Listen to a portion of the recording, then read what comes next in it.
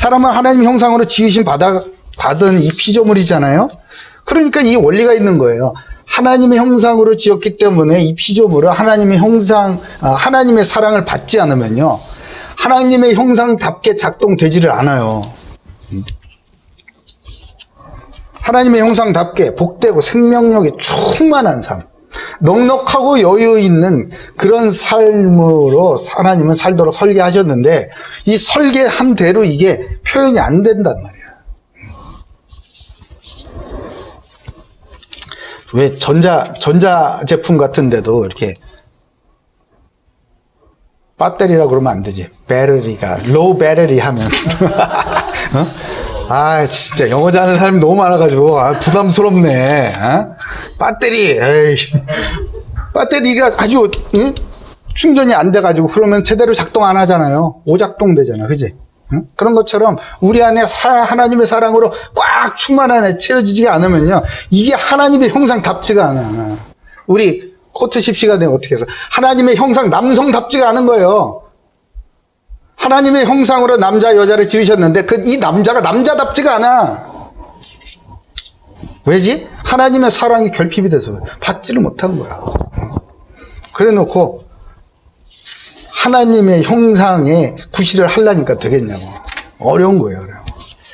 복음주의 신학자, 런던 신학교의 총장이신 이 복음주의 연맹 회장인 데렉 티디볼이라는 분이 계세요.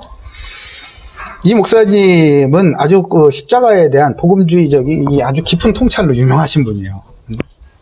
이분이 하나님의 사랑은 다음과 같이 표현한다라고 몇 가지를 정리한 거를 제가 짧게 소개를 해볼게요.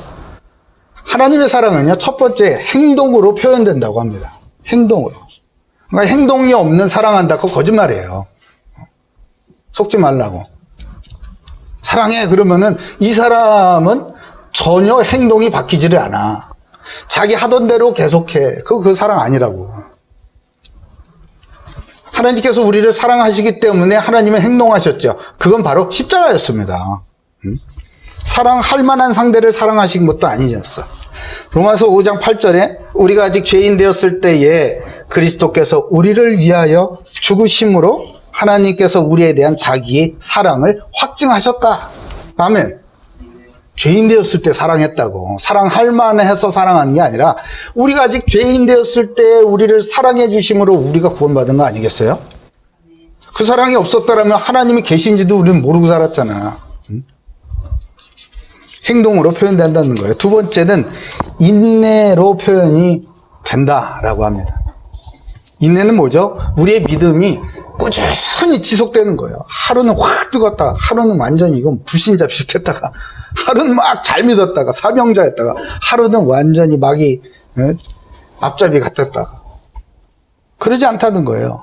하나님의 사랑을 충분히 받은 사람은요, 이 표현이, 믿음의 표현이 계속 꾸준하게 인내로 표현이 된다라는 거죠.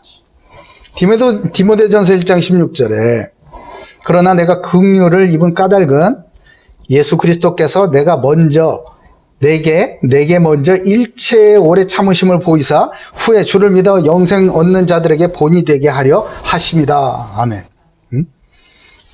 내가 긍휼을 얻은 까닭, 불쌍히 여김을 입은 그 까닭은 예수 그리스도께서 나를 보고 오래오래 참아주셨다는 거예요. 네? 아우, 이거 죄졌네. 그냥 확! 지금 당장 저 지옥에다가 처리 딱 분리해버리는 게 아니고, 분리수거해버리는 게 아니고 참으셨다는 거예요. 또 참고, 또 참고, 또 참고, 또 참고. 왜? 변화될 것. 저 사람 변화될 것이다. 될 것이다. 하나님의 사랑을 입기만 하면 변화될 것이다. 확실한 믿음을 가지고 오래 참았다는 거예요. 그러니까 갈 수 있는 거 아니에요? 사람들이 왜 이혼하지? 저 인간은 안 돼. 글렀어. 이러면 이제 이혼하는 거야. 예? 하루라도, 조금이라도 더 젊었을 때. 인내가 없어서, 인내가.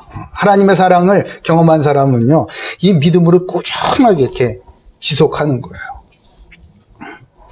이 티드볼 목사님께서 그리스도인을 어떻게 정의했는지 한번 들어보세요. 그리스도인들은 예수님께서 자신을 자신의 팔과 다리를 자발적으로 십자가에 고정시켜 세상의 모든 악한 죄들을 감싸 안지 않을 수 없도록 하는 사람들이다. 아시겠어요? 그 예수님이 자신이 십자가에 이렇게 팔과 다리가 고정이 되셨잖아? 그렇게 억지로 이렇게 하셔가지고 온 세상에 있는 모든 악한 죄들을 감싸 안도록 팔을 억지로 벌리셨다 이거야. 그 사람들이 그리스도인들이라는 거예요. 야, 우리 그렇게 살고 있나요?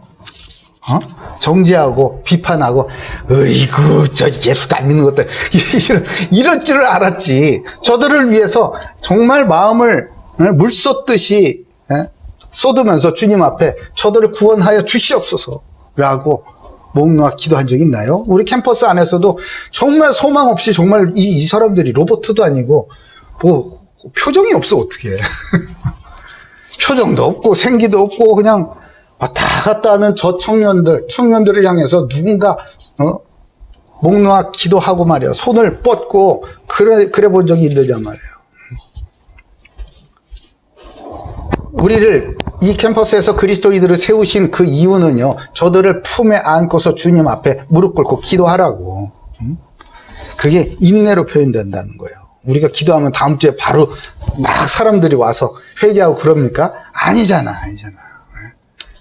그러나 우리가 기도하면 주님께서 들으시고 하나님께서 구원받기로 작정된 영혼들을 이끌어 주시고 만나게 해주실 줄로 믿음으로 저들이 우리의 기도를 들으시고 변화시켜 주실 것을 믿음으로 우리는 끊임없이 기도하는 거 아니겠습니까?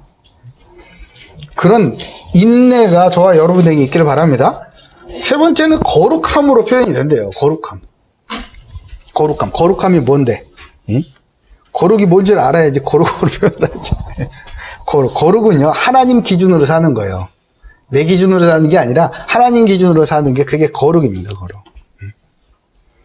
근데 베드로전서 2장 15절 16절에 보면요, 이 거룩한 행동, 거룩한 삶이라는 게 이렇게 하는 거구나라는 게 너무 정확하게 남아 있어요. 그럼 들어보세요.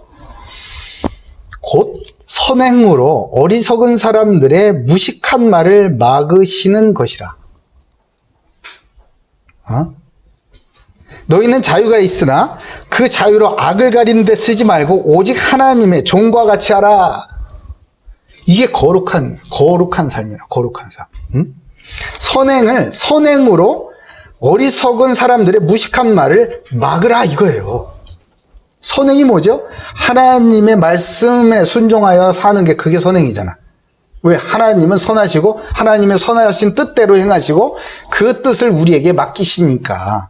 그러니까 그 말씀에 순종하고 살면 그것이 곧 선행이거든요. 그럼 우리가 하나님의 말씀에 순종하며 살아가는 그 모습을 세상에 보임으로 말미암아 세상에 있는 온 종류의 그 무식한 말들, 에이 예수를 뭘 믿어 이런 거 있잖아. 하나님이 어딨어 이런 거, 돈이 최고지 이런 것들, 이런 말들을, 이런 무식한 말들을 막아버리신다는 거예요. 막아버리신다. 말싸움에서 막게 하는 게 아니라 우리의 헌신, 우리의 순종으로 막아버리시는 것이 그게 바로 거룩이다.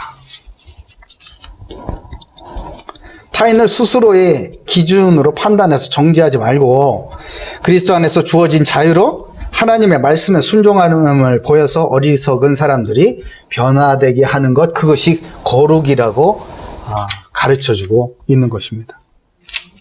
그럼 거룩한 신부가 뭐지? 거룩한 신랑은 뭐지? 거룩한 신부는요, 자신을 사랑하지 않는 남편에게 순종하는 거예요. 어렵다. 어려워. 어려워. 거룩한 신랑은 뭐게? 음란한 아내를 사랑하는 거예요. 음란한 아내를 사랑하는 거. 호세아가 그랬잖아. 그게 거룩이라고 성경은 우리에게 가르쳐주고 있는 겁니다. 상대방 봐가면서 하는 거, 그건 거룩이 아니에요. 상대방 봐가면서 하는 거, 그건 사랑이 아니라고. 네 번째입니다. 하나님의 사랑을 우리는 경험할 때 이제 회복이 되는데, 그 하나님의 사랑은 공동체에서 표현이 된다고 합니다. 공동체. 그러니까 나 혼자 난 하나님의 사랑을 누려 이게 아니라 내가 하나님의 사랑을 받음으로 인하여서 내 주변에 있는 사람들이 함께 살아나게 하는 것, 그게 하나님의 사랑을 경험하는 것이라고 그래요.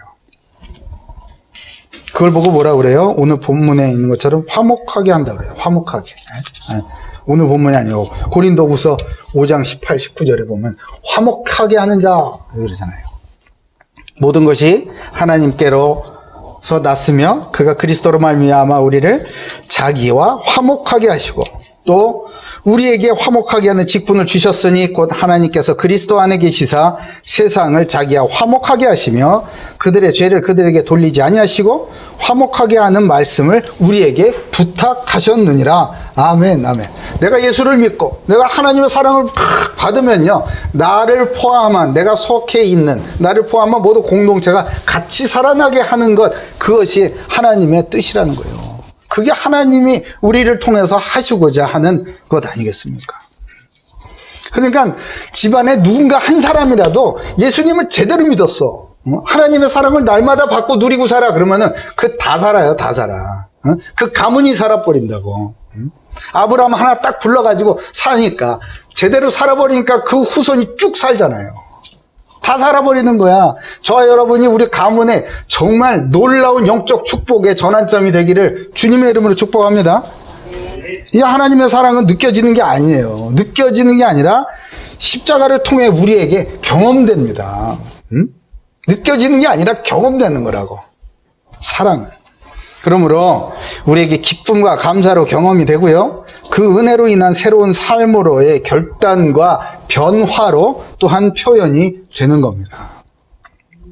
마땅히 부어주시는 하나님의 사랑을 그리스도 안에서 마땅히 경험한다면 우리의 이 애정 결핍된 이 연약한 모습들은요, 싹 다 치유되고 영광스러운 하나님의 형상으로 회복되게 될 것입니다. 오늘 말씀을 통해서 내게 넘치도록 부어주시는 하나님의 사랑을 경험하시고 큰 힘을 오늘 얻으시길 주님의 이름으로